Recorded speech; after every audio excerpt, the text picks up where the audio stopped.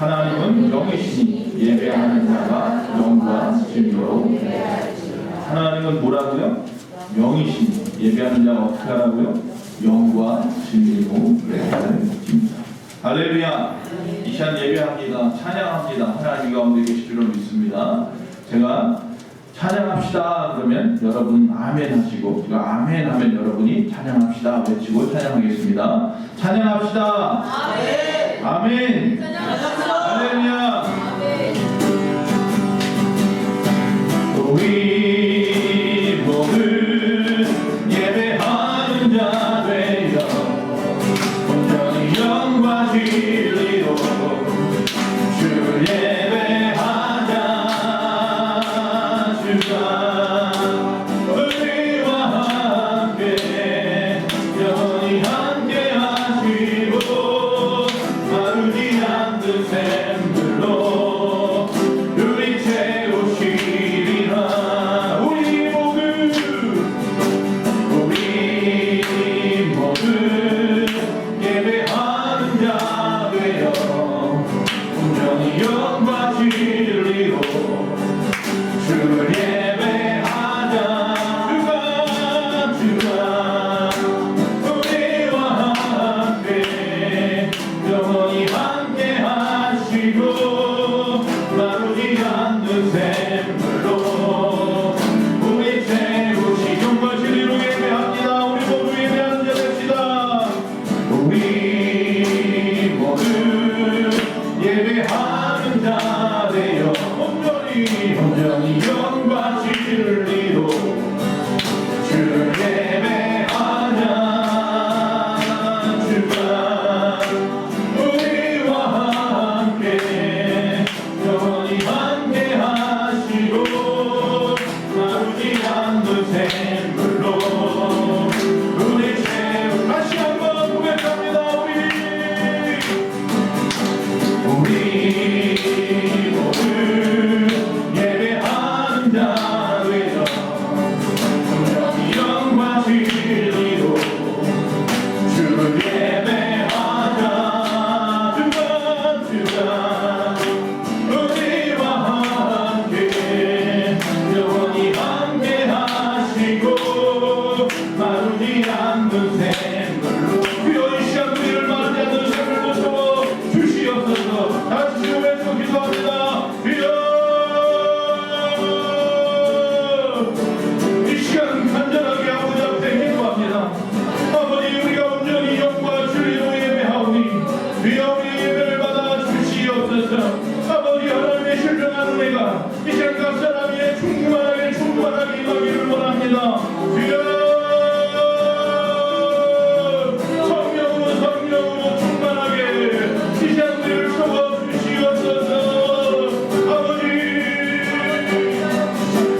우리 모두 예배하는 자 되어 온전히 영과 진리로 주를 예배하자. 주가 우리와 함께 영원히 함께 하시고 마르지 않는 샘물로 우리 채우시리라. 할렐루야. 영과 진리로 예배하는 자에게 하나님이 생수의 넘치게 하실 줄로 믿습니다. 주님은 여러분의 모든 것을 아십니다. 할렐루야. 주님 내게 아시네 흔들린 그 길에도 함께 주님 내게 아시네 멈춰진 나의 삶에도 늘 함께. 다시 한번 처음부터 주님 내게 아시네 흔들린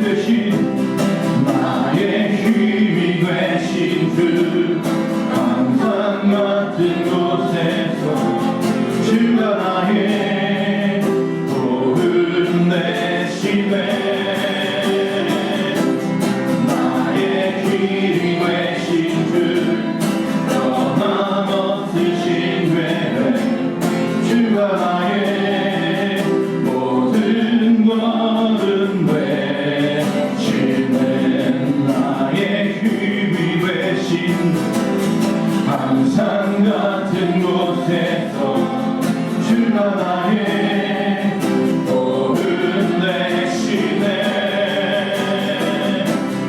나의 길이 되신 주 변함없으신 계획 주가 나의 모든 걸음에 다시 한번 나의 길이 나의 힘이 되신 주 항상 같은 곳에서 주가 나의 복을 내시네. 아멘.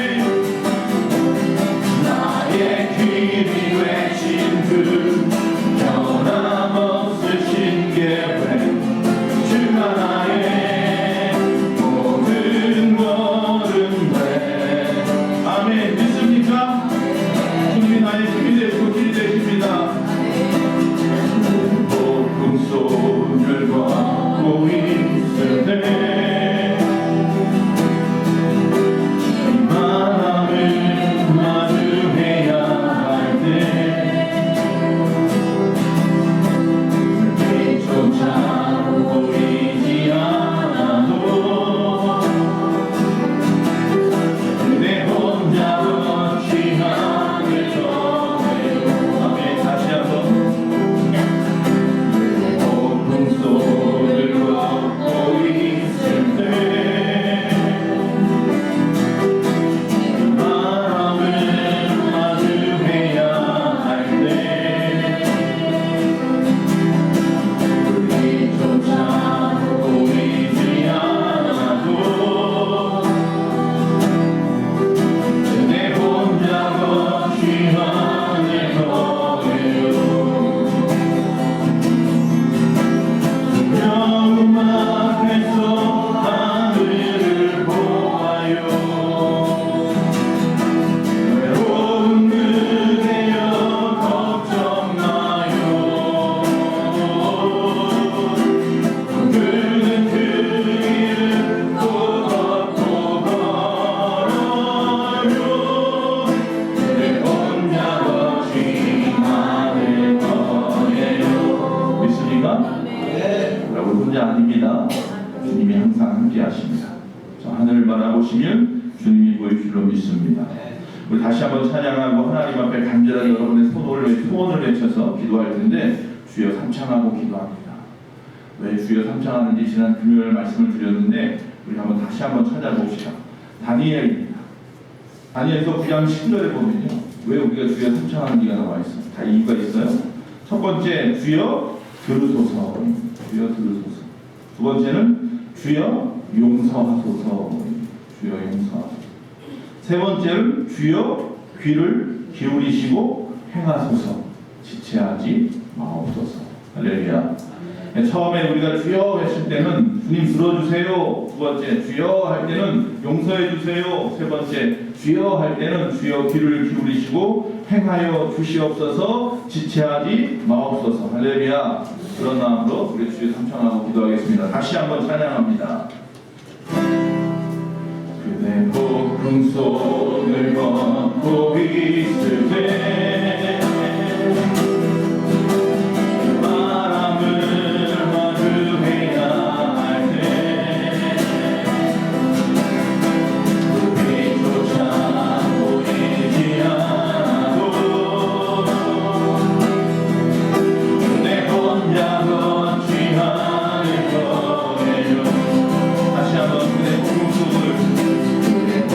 속을 걷고 있을 때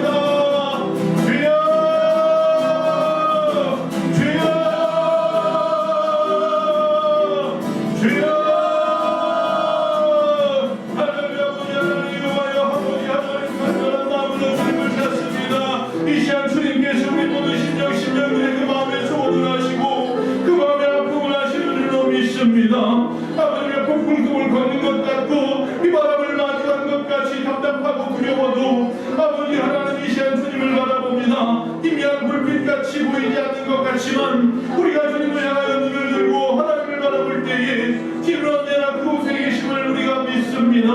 우리의 두 손을 내미시며 우리의 팔을 끌어입으시며 주여 내 사랑하는 아들아 내 사랑하는 딸아 주님 우리에게 말씀하시는 줄로 믿습니다. 아버지 하나님 혼자 못지 않게 하심을 감사합니다.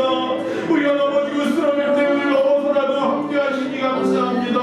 주님 저 천국을 향하여 저 하늘을 향하여 바라보며 나아갈 때에 아버지 하나님 여호와여 힘들어 나 힘들어 주님 앞에 외칠 때 하나님 그 모든 것을 외면치 아니하심을 믿습니다. 오늘 이 시간에도 어떤 마음으로 나왔든지 간에 이 시간 주 예수를 대부할 때 우리 모든 죄를 사하시며 이 우리 모든 심령의 마음에 깊으신 곳에 있는 소원을 이루어 주시옵소서. 아버지 환우를 붙잡아 주세요. 주여 고쳐 주시옵소서. 우리의 자녀들의 믿음으로 나오게 해 주세요. 주여 주님을 바라보게 하여 주시옵소서. 주님 이 시간 우리의 모든 생업을 주님이 하십니다. 아버지 하나님이 어려운 시대에 우리의 모든 삶의 모습들이 헉헉거리며 아버지 숨조차 치기 힘든 이런 어려운 상황 가운데서라도 아버지 좌절하거나 포기하지 아니하고 주님 오시는 그날을 바라보며 인내하며 오늘 참으며 주님을 향하여 나아갈 수 있는 힘이 우리에게 있게 하여 주시옵소서. 이런 내 눈으로도 내 힘으로도 되지 않냐고 우리 여호와 하나님이신 성령 되다 말씀하신 주여 이 시간 우리 모든 심령에게 성령을 강같이 불같이 부어 주시옵소서. 주여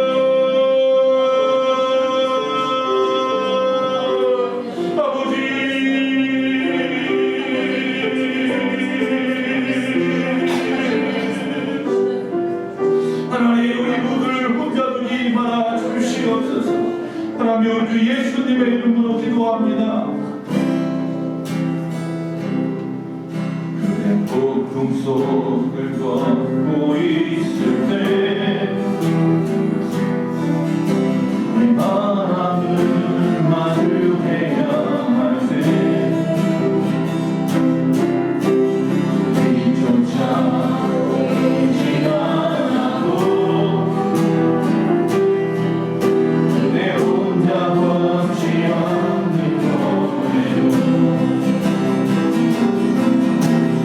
영웅 앞에서 하늘을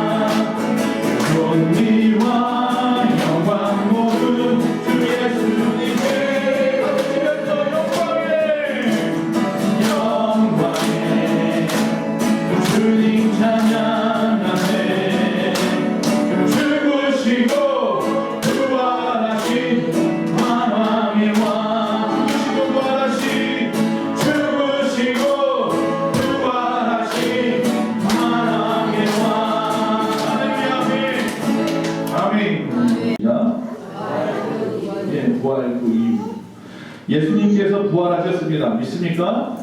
지난주가 무슨 절기였습니까? 부활절이었습니다. 우리 보통 부활절 지나고 첫 번째 주일을 부활 후 첫째 주일 이렇게 절기상 그렇게 부릅니다. 오늘 바로 부활 후 첫째 주일입니다.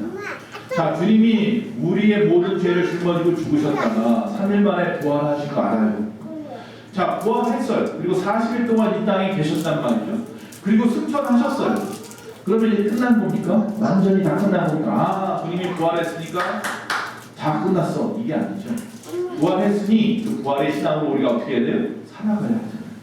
주님이 이 땅에서 부활하실 때의 모습, 그 후에 우리 제자들과 우리를 향하여 하시는 말씀들과 모습들, 그리고 그가 승천하신 후 우리의 삶의 모습들이 분명히 이유가 있다라는 것이고 목적, 방향이 있다라는 겁니다.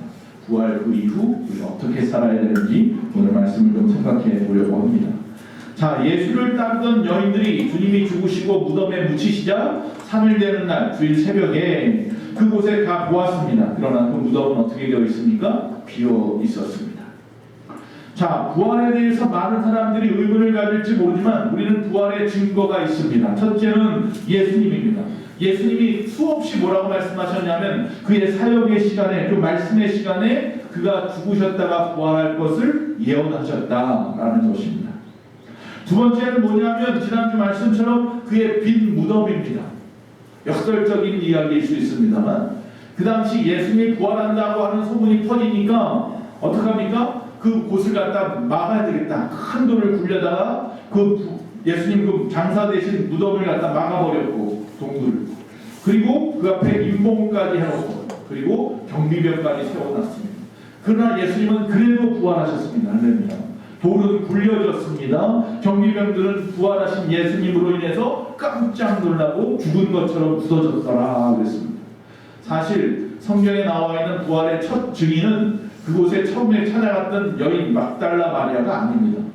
정확하게 말하면 경비병들입니다. 이 경비병들이 먼저 부활하신 주님이 부활하시고 비어있는 무덤을 보았고 제일 먼저 증거한 사람도 경비병입니다. 경비병들이 깜짝 놀라가지고 제사장을 찾아가서 예수님이 없어졌어요. 예수님이 정말 부활했나 봐요 라고 외친 사람도 경비병입니다. 아이러니한 일 아닙니까?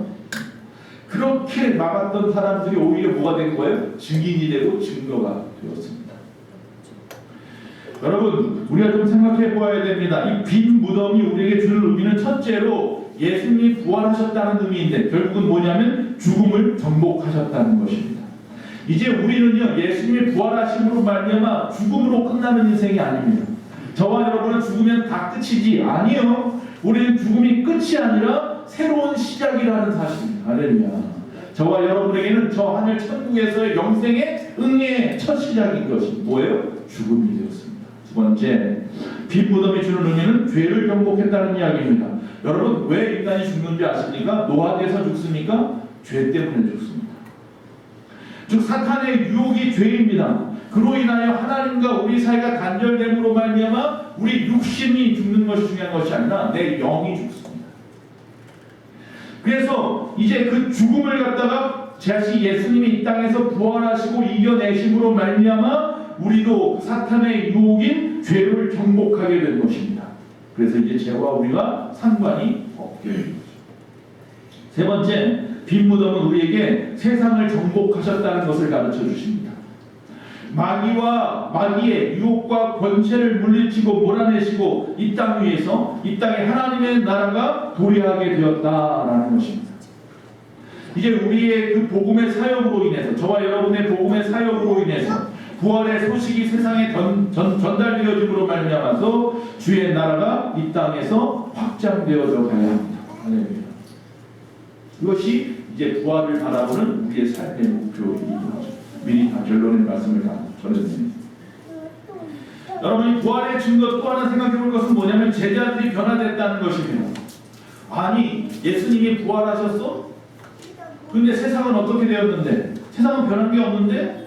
예수님이 죽으시기 이전이나 죽으신 후나 부활하시기 이전이나 부활하신 후나 세상은 똑같은데? 아니요. 세상은 변화됐습니다. 어떻게 알아요? 내가 변화됐습니다. 나 같은 죄인이 예수 믿고 변화됐단 말이에요. 절대로 변하지 않을 것 같은 내가 예수를 믿게 되었다. 그게 증거입니다. 그분이 살아나셨음의 증거인 겁니다. 절망에 숨어있던 자들이 사후 후에 부활하신 주님을 만나자 이제 더 이상 의심하지 않습니다. 죽음의 권세 안에 떨고 있던 그들이 이제는 오히려 복음의 전파자가 되어서 목숨을 걸고 순교할 때까지 이르도록 세상에 나가 복음을 전합니다. 그게 부활의 힘입니다. 예수님이 부활했기 때문입니다. 그게 증거입니다. 2000년이나 지금까지 주의 복음이 세상의 끝까지 퍼져나가고 있는 이 사실이 주님이 부활하셨다는 증거입니다. 여러분, 무덤을 찾았던 여인들이 증인이었습니다. 그러나 사실 참 5절에 보니까 이런 말씀이에요. 어찌하여 산자를 죽은 자 가운데 찾느냐 천사가 이야기합니다.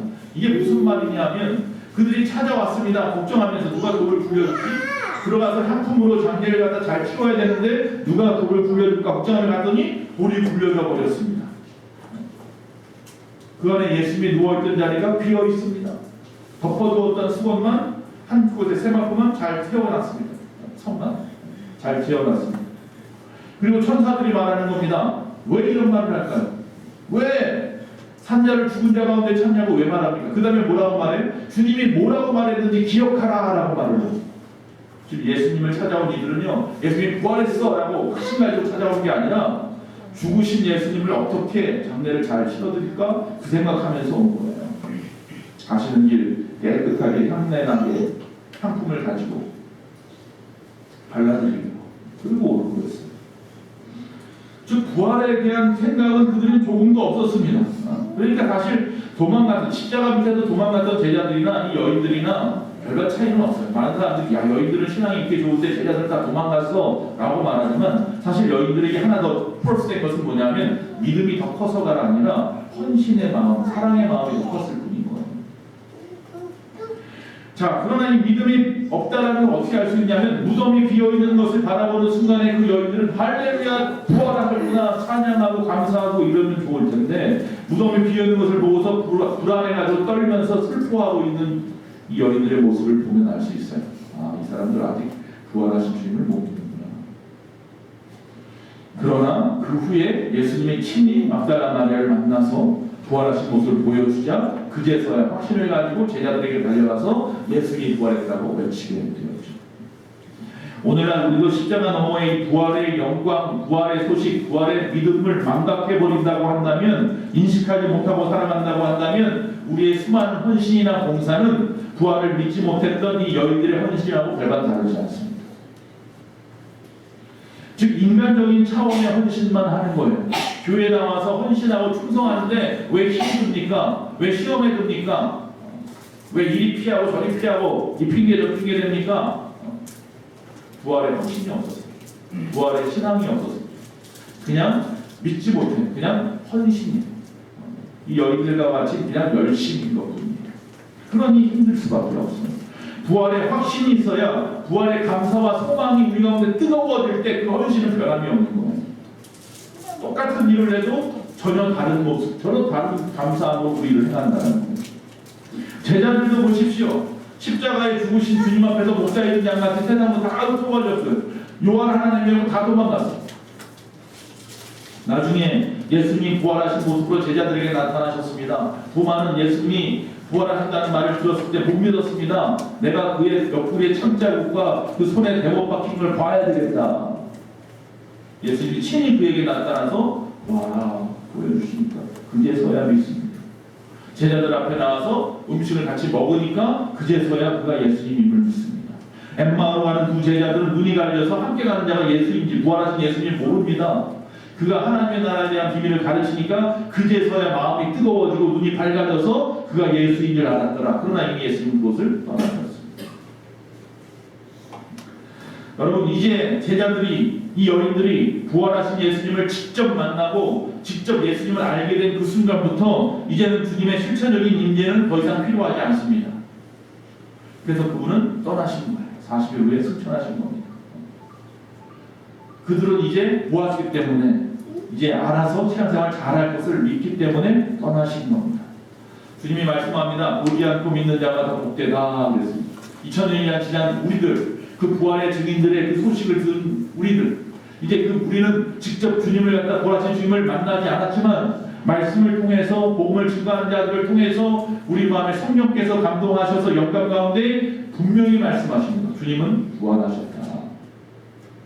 그 부활의 신앙이 있는 자들은 오늘 2000년 지금도 뜨거운 열정을 가지고 주를 위하여 헌신하는 겁니다. 시험 들 일이 어디 있습니까? 불평할 일이 어디 있습니까?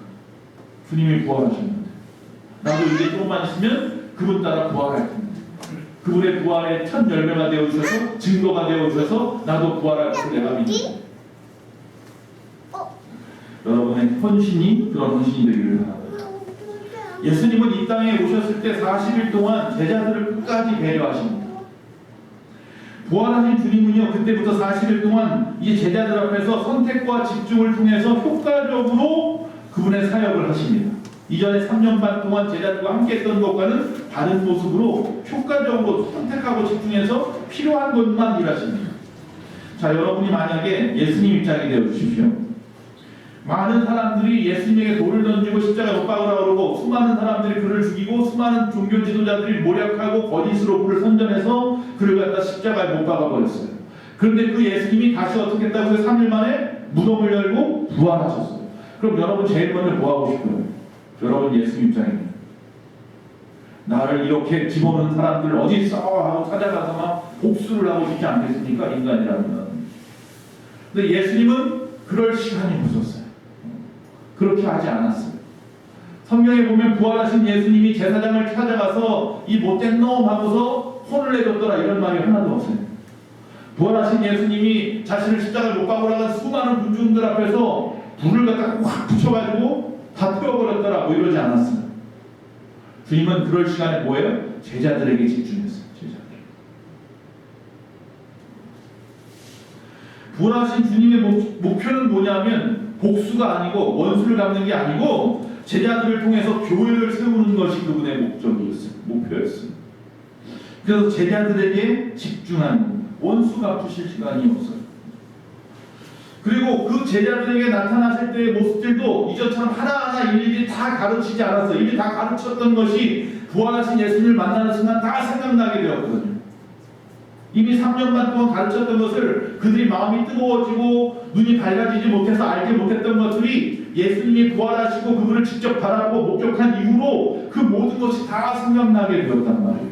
그래서 예수님이 다시 처음부터 높아짐에 하나하나 다시 가르칠 이유가 없었어요. 물론 모세는 자기 민족들을 갖다가 데리고 나올 때에 시내산에서 율법을 가르치고 그리고 그들을 다 데리고 느보산까지 간 다음에 자신이 죽기 직전에 또다시 똑같은 말씀을 전했어요.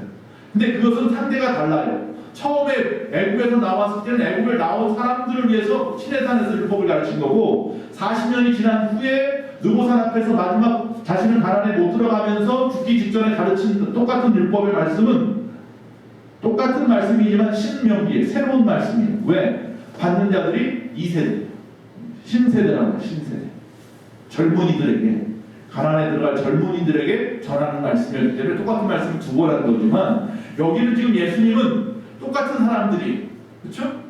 즉 부활한 것을 보기 전에 제자들이 부활한 후에 예수님을 다시 바라본 그 제자들 똑같은 사람들이에요. 똑같은 사람에게 똑같은 말씀을 전할 이유가 없기 때문에 굳이 똑같은 말씀을 또다시 가르치지 않으시고 그저 자신의 부활을 확증하시는 것만으로 끝냈어요. 자, 생각해보세요. 예수님께서 무엇을 하셨나 가만히 보세요. 부활하시는 증거를 갖다 가르치기 위해서 첫 번째, 무덤 앞에 있는 돌이 굴려졌어요. 자, 여러분 우리는 부활하면요 그때부터 시간과 공간의 제약을 받지 않습니다. 인간은 육신의 몸을 입고 있는 이 땅에서만 시간이 필요하고 공간이 필요해서 한 군데 있다 두 군데로 갑자기 나타나거나 사라졌다는 이 못해요. 그러나 우리가 부활한 몸이 되면 시간과 공간의 제약이 없어서 어디서든지 보여지고 나타날 수 있어요. 어느 것이나 지나갈 수 있단 말이죠. 뭐 세상에 뭐 유령이나 뭐 귀신들처럼 말이죠. 그러나 우리는 물론 육신은 있어요. 어떤 육신이냐? 부활체라고. 부활하는 몸으로. 그런데 굳이 뭐예요? 그냥 뚫고 지나가도 되시는데 부활하셔서 돌을 굴려놨어요. 뭐 하는 거예요? 부활했음을 가르치기 위해서. 또 보세요. 부활하셨으면 이전에 옆구리에 뚫린 창자국이 필요합니까? 부활하신 몸에? 필요 없어요. 구멍난 손이 필요합니까? 필요 없어요. 근데 굳이 구멍난 모습으로 다시 나타나셨어요. 상처 입은 그 모습으로. 왜? 보여주려고. 도마가 못 믿겠다고 하니까 보여줘요. 여러분, 제자들을 갖다가 이야기합니다. 너희에게 보여준 다음에 그리고 나도 아직 믿지 못하는 자들이 있으니까 너희 중에 뭐 먹을 게 있냐? 생선이 있어요. 가져와서 같이 먹자 그러면서 직접 드십니다. 제자들 앞에서 부활한 몸이 뭘 먹을 필요가 없어요. 배고프지 않거든요. 그런데도 일부러 그들과 함께 생선을 나눠 먹습니다. 뭐 하는 거예요? 부활했음을 그들이 확신하게 하기 위한 거예요. 그거면 되는 거예요. 왜? 이 사람들이 앞으로 뭐를 해야 돼요? 교회를 세워야 되거든요. 이 사람들이 목숨 걸고 세상에 나와서 복음을 전해야 되거든요. 그러려면 하나만 있으면 되고 부활의 신앙만 있으면 돼요. 예수님이 부활했다는 확신만 있으면 이 사람들은 순교의 신앙으로 살아갈 사람들인 거예요. 그것이. 그래서 주님은 그들에게 격려하고 위로하는데 남아있는 40일을 다 쓰셨어요. 이 땅에 있는 동안. 교회를 세우기 위해서, 저들을 통해서 복음이 땅끝까지 전해지게 하기 위해서 끊임없이 마지막 그들에게 하신 말씀은 내 증인이 되라고 말씀하시고 땅끝까지 나가서 내 증인이 되라고 말씀하신 거예요. 복음을 전하라고 세상에. 그리고 승천하셨죠. 이제 남아있는 우리가 할 일은 뭐예요? 교회를 세우고, 우리 예수만교회처럼 교회들을 세우고 그 교회를 가지고 세상 가운데 퍼져나가야 돼요. 복음을 듣고. 자, 그래서 오늘 본문 말씀입니다. 당신이 부활하셨음을 그들에게 가르치시고 난 다음에 세 가지 말씀하시는 세 가지. 뭐 하라고 주었냐면 전도하라. 교회를 세우고 복음을 전하라고 세 가지를 주셨어요. 전도하라고 주신 세 가지가 뭐냐 생각할 때 하나님의 가장 큰 뜻은 우리를 구원하시는 일인데 우리를 구원하기 위해서 주님께서 하시는 일이 무엇이냐 오늘 세 가지를 보고 말씀을 마치겠습니다. 여러분 자주 하는 말이 있습니다. 어떻게 하면 하나님의 뜻대로 살까요? 어떻게 하면 하나님을 기쁘시게 할까요? 궁금하십니까? 궁금하면 500원. 어떻게 하면 하나님을 기쁘시게 할까요? 역으로 다시 해볼게요. 여러분 어떻게 하면 여러분의 부모님을 기쁘시게 할까요? 어떻게 하면 우리 부모님을 기쁘게 할까요? 몰라서 못하는 사람은 불효자입니다. 다 알아요? 몰라요? 알아요. 부모님 말씀 잘 듣는 거예요. 항상 주님과 함께하는 것처럼 부모님과 함께하는 거예요. 그거에 관심 가지는 거. 그거 기뻐하신다는 거예요. 물론 가끔 가다가 용돈도 드리면 더 좋아하지만 어쨌든 간에 어떻게 하면 하나님을 기쁘시게 할 수 있을까? 순종하면 되는 겁니다. 예, 말씀대로 순종하면 되는 겁니다. 나의 삶 전부를 이용하고 활용해서 예수 그리스도를 세상에 증거하면 되는 거예요. 그게 그분의 말씀이거든요. 마지막 명령, 유언이잖아요. 문제는 우리가 순종을 안 한다는 거죠. 아니요, 나 순종하려고 노력하는데요.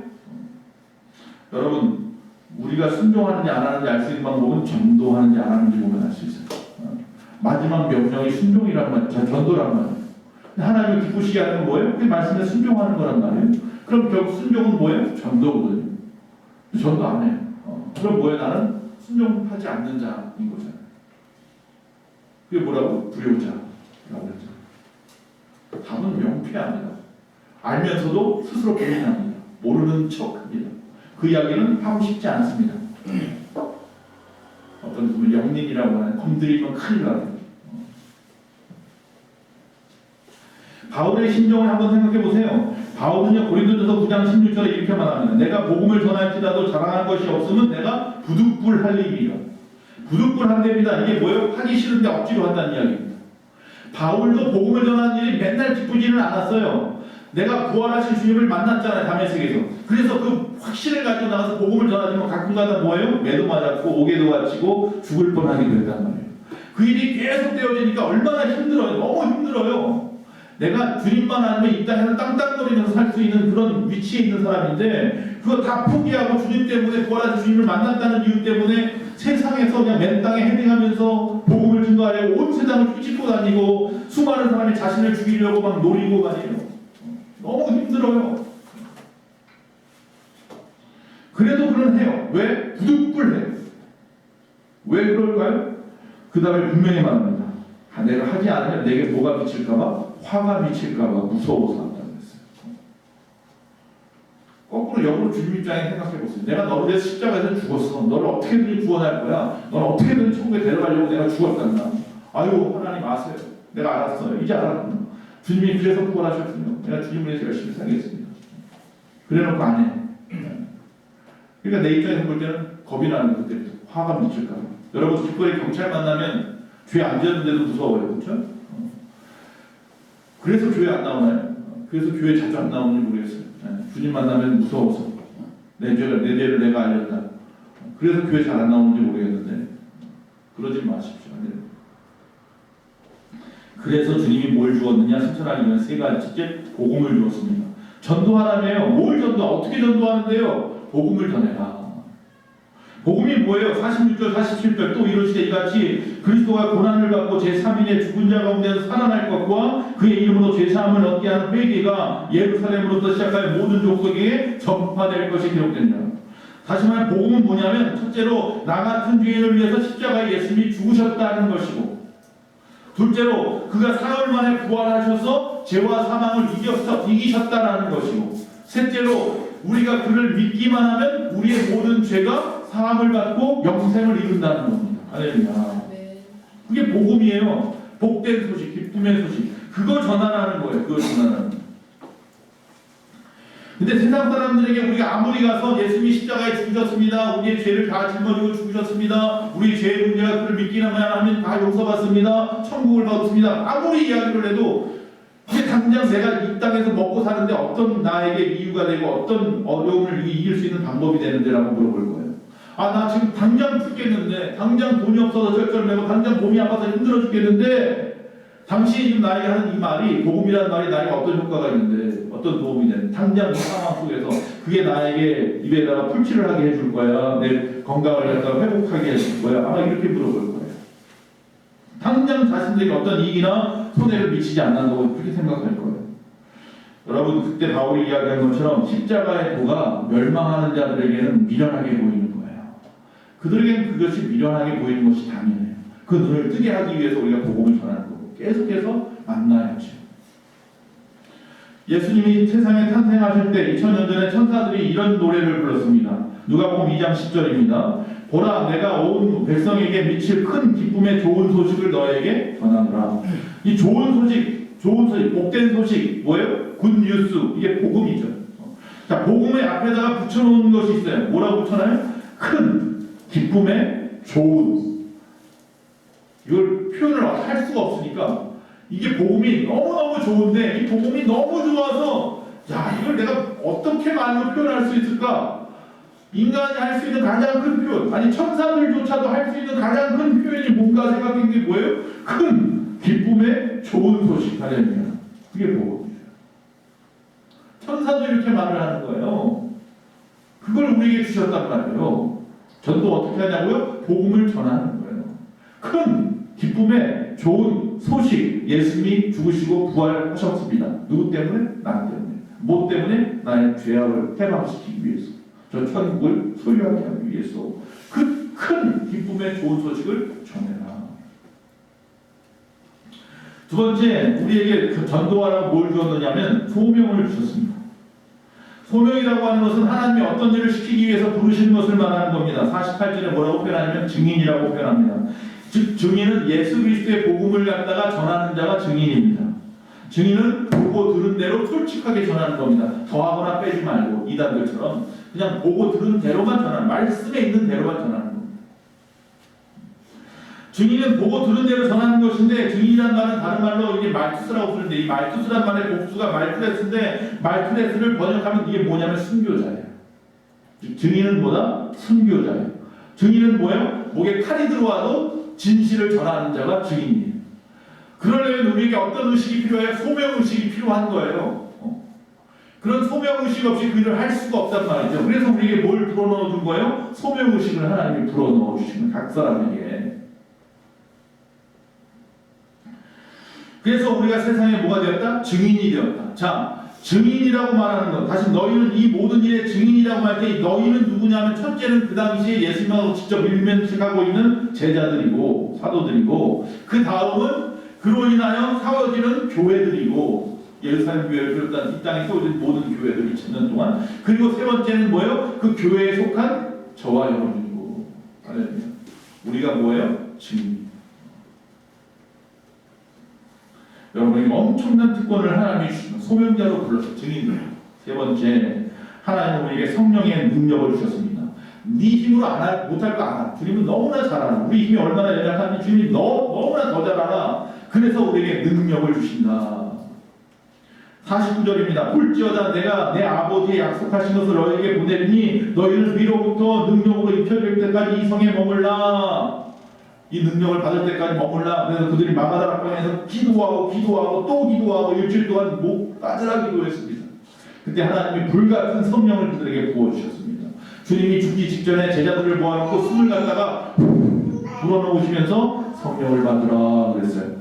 왜 가만히 계시지 갑자기 바람을 후 불면서 성령을 받으라 그랬을까 몰랐어요. 근데 그들이 마가의 다락방에 모여서 열심히 기도하는데 어느 날 갑자기 바람이 확 일더니 각 사람 머리 위에 불같은 성령이 한 사람 한 사람 머리에 있었어요. 할렐루야. 이게 바로 성령이구나. 왜 그때 불어내면서 말을 맞았는지 이제 알았어. 그 불같은 성령이 각 사람에게 임하니까 그들이 이제는 숨어있지 않고 세상으로 나가서 시장 한복판에 나가서 베드로가 사람들을 모아놓은 제자들을 모아놓은 수많은 사람들 앞에서 복음을 전하는데 뭐라고 전합니까? 너희들이 십자가에 못 박은 그 예수가 다시 살아나셨다. 그걸 전했어요. 부활을 전했어요. 그러자 수많은 사람이 어떻게 합니까? 어찌할꼬 그러자 뭐예요? 회개하라. 그리고 주 예수를 믿으라. 수많은 사람이 교회로 나오기 시작하는데 3,000명씩 회개하고 5,000명씩 회개한다. 그러더라고요. 물론 스데반이 복음을 전했어요. 제자였죠. 아니, 집사였죠. 7 집사 중에 한 사람. 안수 집사님 스데반도 베드로처럼 나가 복음을 전했는데 오히려 그때는 사람들이 듣지 않고 귀를 막고 그를 내고 나가 성막밭에서 돌을 쳐서 죽였어요. 아, 베드로는 투자자니까 하나님의 능력이 많아서 일을 잘 효과적으로 했고 스데반은 그냥 집사님인데 괜히 또 그냥 하다가 죽었나 보다. 이게 아니라 다 이유가 있는 거죠. 베드로가 복음을 전할 때 그들이 받아들임으로 말미암아 구원의 역사가 일어난 것은 처음 교회가 세워지기 위한 밑받침이었던 거고, 그런데 그들이 예루살렘 교회만 머물고 떠나질 않아. 이 성을 떠나질 않아. 성령 받았는데. 그러니까 하나님께서 순교자가 하나 필요했던 거예요. 그게 누구예요? 스데반이죠. 스데반이 돌에 맞아 죽으니까 그제서야 정신이 번쩍 들어가지고 야, 우리가 예루살렘에만 있다가 우리도 스데반처럼 죽겠다. 세상으로 뿔뿔이 흩어져 디아스포라. 그들이 뿔뿔이 흩어져 뭐예요? 로마에서 교회를 세우고 안디옥에다 교회를 세우고 할렐루야. 세상에 교회가 전해지게 된 이유가 스데반의 죽음 때문이었던 거죠. 그가 증인이었던 거죠. 증인은 뭐라고요? 순교자. 스데반은 증인입니다. 베드로도 증인이고 스데반도 증인입니다. 말씀을 마칩니다. 사도행전 9장 31절입니다. 그리하여 온 유대와 갈릴리와 사마리아 교회가 평안하여 든든히 서가고 할렐루야 주의를 경외함과 성령의 위로로 진행하여 수가 더 많아지니라. 부활하신 주님이 우리에게 주신 세 가지 잊지 마십시다. 첫째로 복음, 기쁜 소식. 둘째로 소명. 세 번째로 성령의 능력. 할렐루야. 이것 가지고 주의를 합니다.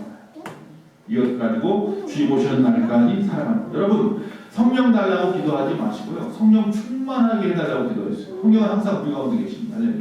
우리가 예수를 믿었다는 것은 성령의 도우심 없이는 예수를 믿을 수 없기 때문에 이미 성령은 우리 가운데 계시는데 중요한 건 뭐냐면 세상과 하나님 사이에 양다리 걸치고 있어서 문제인 거예요. 그러니까 성령으로 충만해진다는 얘기는 뭐예요? 완전히 세상에서 등 돌려서 하나님 앞에 충만해진다는 이야기. 그때 성령께서 우리 가운데 충만하게 일하시는 거란 말이죠. 그래서 우리는 날마다 뭘 구해야 되냐면 성령 충만을 구해야 돼요. 오늘도 성령 충만한 삶을 사시기를 간절히 축원합니다.